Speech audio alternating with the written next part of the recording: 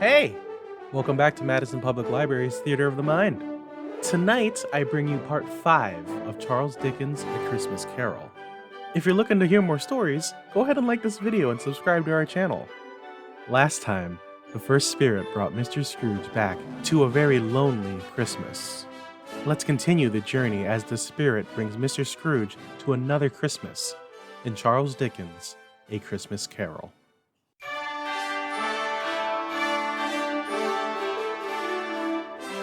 Scrooge's former self grew larger at the words, and the room became a little darker and more dirty. The panels shrunk, the windows cracked, fragments of plaster fell out of the ceiling, and the naked laths were shown instead. But how all this was brought about, Scrooge knew no more than you do. He only knew that it was quite correct, that everything happened so, that there he was, alone again, when all the other boys had gone home for the jolly holidays. He was not reading now, but walking up and down despairingly.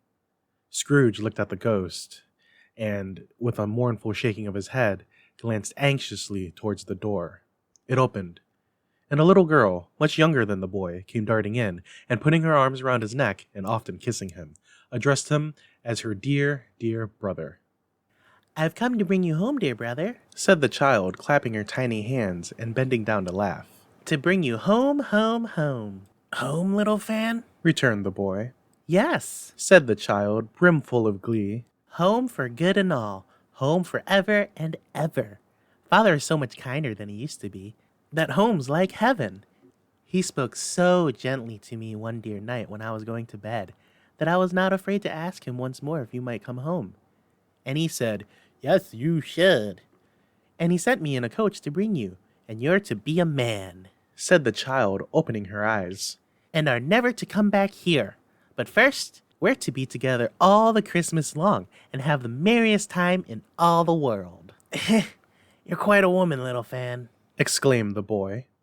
She clapped her hands and laughed, and tried to touch his head, but, being too little, laughed again, and stood tiptoe to embrace him. Then she began to drag him, in her childish eagerness, towards the door, and he, nothing loath to go, accompanied her. A terrible voice in the hall cried, "Bring down Master Scrooge's box, there." And in the hall appeared the schoolmaster himself, who glared on Master Scrooge with a ferocious condescension, and threw him into a dreadful state of mind by shaking hands with him. He then conveyed him and his sister into the veriest old well of a shivering best parlor that ever was seen, where the maps upon the wall and the celestial and terrestrial globes in the windows were waxy with cold.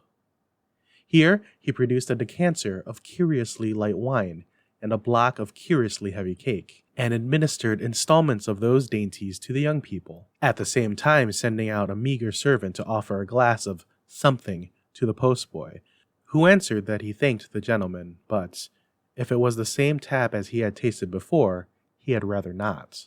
Master Scrooge's trunk being by this time tied to the top of the chaise, the children bade the schoolmaster good-bye right willingly, and, getting into it, drove gaily down the garden sweep, the quick wheels dashing the hoarfrost and snow from off the dark leaves of the evergreens like spray. "Always a delicate creature, whom a breath might have withered," said the ghost. "but she had a large heart." "So she had," cried Scrooge. "You're right. I will not gainsay it, spirit. God forbid." "She died a woman, said the ghost. and had, as I think, children." "One child," Scrooge returned. "How true!" said the ghost. "Your nephew." Scrooge seemed uneasy in his mind, and answered briefly. "Yes." Although they had but that moment left the school behind them, they were now in the busy thoroughfares of a city, where shadowy passengers passed and repassed, where shadowy carts and coaches battled for the way, and all the strife and tumult of a real city were. It was made plain enough, by the dressing of the shops, that here too it was Christmas time again. But it was evening, and the streets were lighted up. The ghost stopped at a certain warehouse door, and asked Scrooge if he knew it. "Know it," said Scrooge. "Was I apprenticed here?" They went in. At the sight of an old gentleman in a Welsh wig sitting behind such a high desk that if he had been 2 inches taller, he might have knocked his head against the ceiling, Scrooge cried in great excitement. Why, it's old Fezziwig! Bless his heart, it's Fezziwig alive again! Old Fezziwig laid down his pen and looked up at the clock, which pointed to the hour of 7. He rubbed his hands, adjusted his capacious waistcoat, laughed all over himself, from his shoes to his organ of benevolence, and called out in a comfortably, oily, rich, fat, jovial voice, Yo-ho there, Ebenezer! Dick? Scrooge's former self, now grown a young man, came briskly in, accompanied by his fellow prentice. Dick Wilkins, to be sure, said Scrooge to the ghost. Bless me, yes. There he is. He was very much attached to me, was Dick. Poor Dick. Dear, dear. Yo-ho, my boys, said Fezziwig. No more work tonight. Christmas Eve, Dick. Christmas Ebenezer. Let's have the shutters up, cried old Fezziwig, with a sharp clap of his hands. Before a man can say Jack Robinson. You wouldn't believe how those two fellows went at it. They charged into the street with the shutters. 1, 2, 3. Had 'em up in their places. 4, 5, 6. Barred them and pinned them. 7, 8, 9. And came back before you could have got to 12, panting like racehorses. Hilly-ho! cried old Fezziwig, skipping down from the high desk with wonderful agility. Clear away, my lads, and let's have lots of room here. Hilly-ho, Dick! Cheer up, Ebenezer! Clear away! There was nothing they wouldn't have cleared away, or couldn't have cleared away, with old Fezziwig looking on. It was done in a minute. Every movable was packed off, as if it were dismissed from public life forevermore. The floor was swept and watered, the lamps were trimmed, the fuel was heaped upon the fire, and the warehouse was as snug and warm and dry and bright a ballroom as you would desire to see upon a winter's night. In came a fiddler with a music book and went up to the lofty desk and made an orchestra of it and tuned like 50 stomach aches. In came Mrs. Fezziwig, one vast substantial smile. In came the 3 Miss Fezziwigs, beaming and lovable. In came 6 young followers whose hearts they broke. In came all the young men and women employed in the business. In came the housemaid with her cousin, the baker. In came the cook with her brother's particular friend, the milkman. In came the boy from over the way, who was suspected of not having board enough from his master, trying to hide himself behind the girl from next door but one, who was proved to have her ears pulled by her mistress. In they all came, one after another, some shyly, some boldly, some gracefully, some awkwardly, some pushing, some pulling. In they all came, anyhow and everyhow. Away they all went, 20 couple at once, hands half round and back again the other way, down the middle and up again, round and round in various stages of affectionate grouping. Old top couple always turning up in the wrong place, new top couple starting off again as soon as they got there, all top couples at last, and not a bottom one to help them. When this result was brought about, old Fezziwig, clapping his hands to stop the dance, cried out, Well done! And the fiddler plunged his hot face into a pot of porter, especially provided for that purpose. But, scorning rest upon his reappearance, he instantly began again, though there was no dancers yet, as if the other fiddler had been carried home, exhausted on a shutter, and he were a brand new man resolved to beat him out of sight or perish. There were more dances, and there were forfeits, and more dances, and there was cake, and there was negus, and there was a great piece of cold roast, and there was a great piece of cold boiled, and there were mince pies, and plenty of beer. But the great effect of the evening came after the roast and boiled, when the fiddler, an artful dog mind, the sort of man who knew his business better than you or I could have told him, struck up Sir Roger de Courvelay. Then old Fezziwig stood out to dance with Mrs. Fezziwig, top couple too, with a good stiff piece of work cut out for them, 3 or 4 or 20 pair of partners, people who were not to be trifled with, people who would dance and had no notion of walking. But if they had been twice as many, 4 times, old Fezziwig would have been a match for them, and so would Mrs. Fezziwig. As to her, she would worthy to be his partner in every sense of the term. If that's not high praise, tell me higher, and I will use it. A positive light appeared to issue from Fezziwig's calves. They shone in every part of the dance like moons. You couldn't have predicted, at any given time, what would become of them next. And when old Fezziwig and Mrs. Fezziwig had gone through the dance, advance and retire, both hands to your partner, bow and curtsy, corkscrew, thread the needle, and back again to your place, Fezziwig cut so deftly that he appeared to wink with his legs, and came upon his feet again without a stagger. When the clock struck 11, this domestic ball broke up. Mr. and Mrs. Fezziwig took their stations, one on either side of the door, and shaking hands with every person individually as he or she went out, wished him or her a Merry Christmas. When everybody had retired but the two princesses, they did the same to them, and thus the cheerful voices died away, and the lads were left to their beds, which were under a counter in the back shop. During the whole of this time, Scrooge had acted like a man out of his wits. His heart and soul were in the scene and with his former self. He corroborated everything, remembered everything, enjoyed everything, and underwent the strangest agitation. It was not until now, with the bright faces of his former self and Dick were turned from them, that he remembered the ghost, and became conscious that it was looking full upon him, with the light upon its head burnt very clear.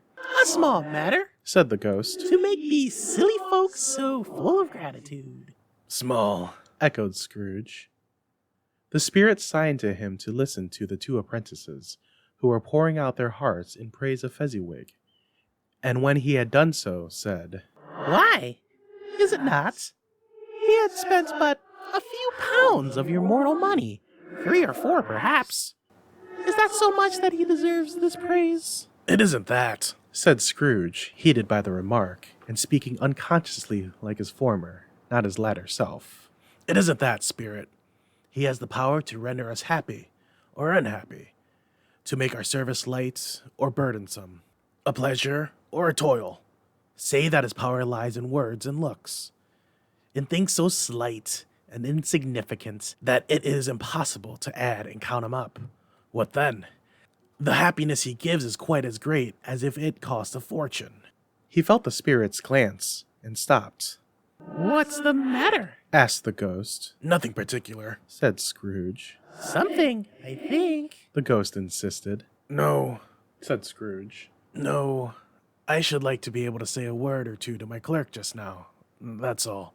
His former self turned down the lamps as he gave utterance to the wish, and Scrooge and the ghost again stood side by side in the open air. My time grows short. Observed the spirit. Quick! This was not addressed to Scrooge, or to anyone whom he could see, but it produced an immediate effect, for again Scrooge saw himself. He was older now, a man in the prime of his life. His face was not the harsh and rigid lines of later years, but it had begun to wear the signs of care and avarice. There was an eager, greedy, restless motion in the eye, which showed the passion that had taken root, and where the shadow of the growing tree would fall. He was not alone, but sat by the side of a fair young girl in a mourning dress, in whose eyes there were tears, which sparkled in the light that shone out of the ghosts of Christmas past. It matters very little. She said softly. To you, very little. Another idol has displaced me, and if it can cheer and comfort you in time to come as I would have tried to do, I have no just cause to grieve. What idol has displaced you? He rejoined. A golden one. This is the even-handed dealing of the world. He said. There is nothing on which it is so hard as poverty, and there is nothing it professes to condemn with such severity as the pursuit of wealth. You fear the world too much, she answered gently. All your other hopes have merged into the hope of being beyond the chance of its sordid reproach. I have seen your noble aspirations fall off one by one, until the master passion, gain, engrosses you. Have I not? What then? He retorted. Even if I have grown so much wiser, what then? I am not changed towards you. She shook her head. Am I? Our contract is an old one. It was made when we were both poor, and content to be so until, in good season, we can improve our worldly fortune by our patient industry. You are changed. When it was made, you were another man, I was a boy. he said impatiently. Your own feeling tells you that you are not what you are, she returned. I am. That which promised happiness when we were one in heart is fraught with misery now that we are two. How often and how keenly I have thought of this, I will not say. It is enough that I have thought of it and can release you. Have I ever sought release? In words? No, never. In what then? In changed nature, in an altered spirit, in another atmosphere of life, another hope as its great end, in everything that made my love of any worth or value in your sight. If this had never been between us, said the girl, looking mildly, but with steadiness upon him, tell me, would you seek me out and try to win me now? No. He seemed to yield to the justice of this supposition in spite of himself, but he said, with a struggle, You think not. I would gladly think otherwise if I could, she answered. Heaven knows what I have learned a truth like this. I know how strong and irresistible it must be.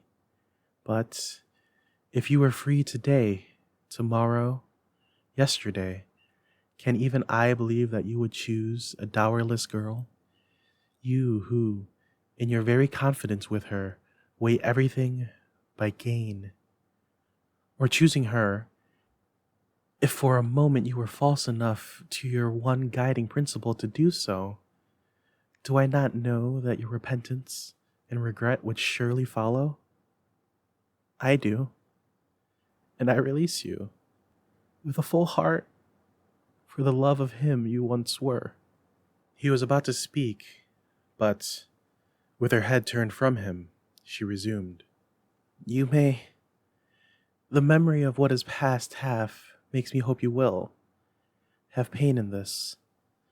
A very, very brief time, and you would dismiss the recollection of it gladly as an unprofitable dream from which it happened well that you awoke.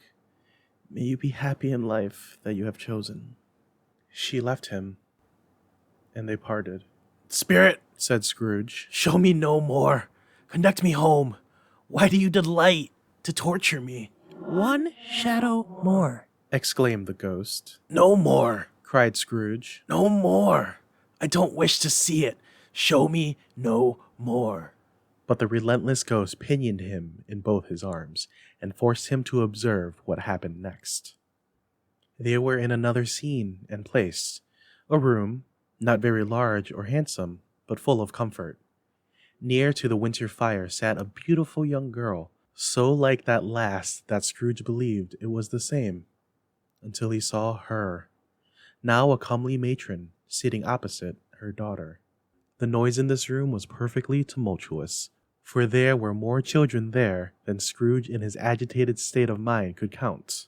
And, unlike the celebrated herd in the poem, there were not 40 children conducting themselves like one, but every child was conducting itself like 40.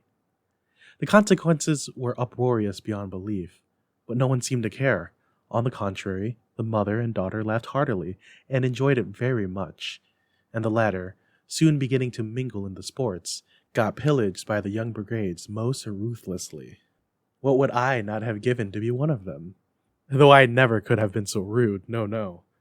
I wouldn't for the wealth of all the world have crushed that braided hair and torn it down. And for the precious little shoe, I would not have plucked it off. God bless my soul, to save my life. As to measuring her waist in sport, as they did, bold young brood, I couldn't have done it. I should have expected my arm to have grown round it for punishment, and never come straight again. And yet, I should have dearly liked, I own, to have touched her lips, to have questioned her, that she might have opened them, to have looked upon the lashes of her downcast eyes, and never raised a blush, to have let loose waves of hair, an inch of which would be a keepsake beyond price.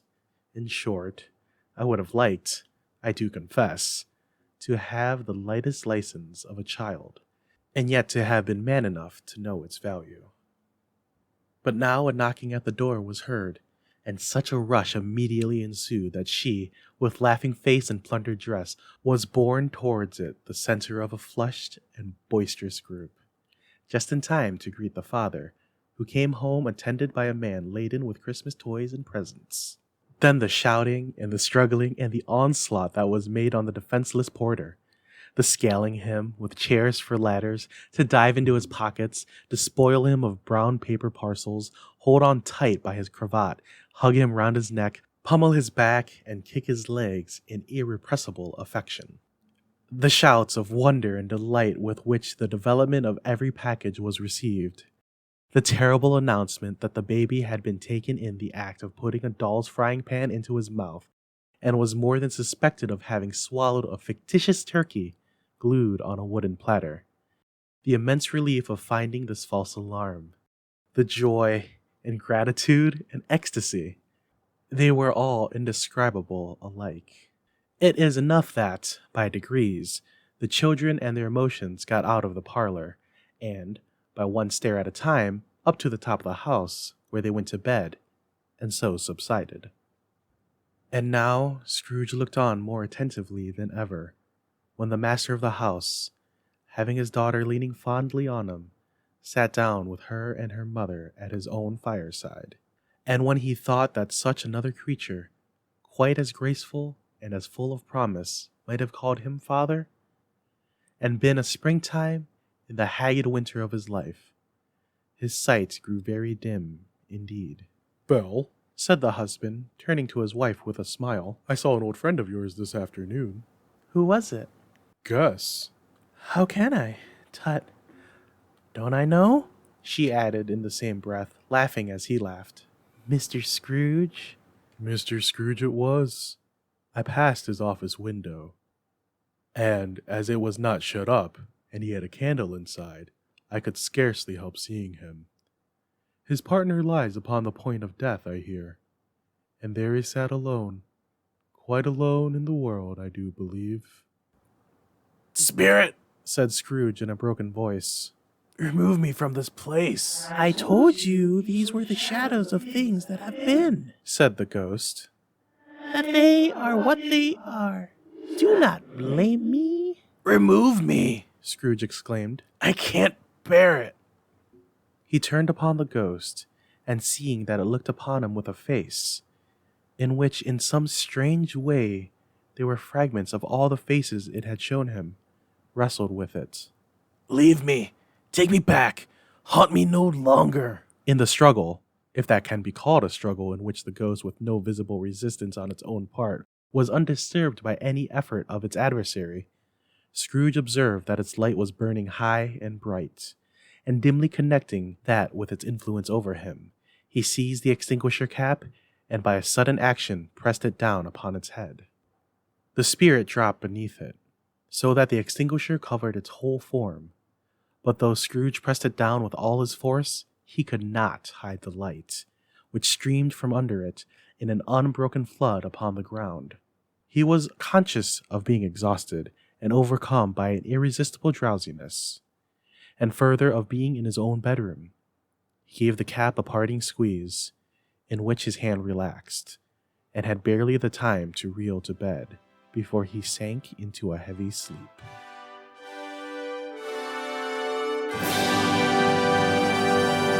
What a trip! Stay tuned to the story by liking this video and subscribing to our channel. Maybe even leave a comment. Keep an eye out for us on Facebook, Instagram, Pinterest, and Twitter. We always have cool stuff going on, like these stories and book sales. Toodaloo, everybody. Toodaloo.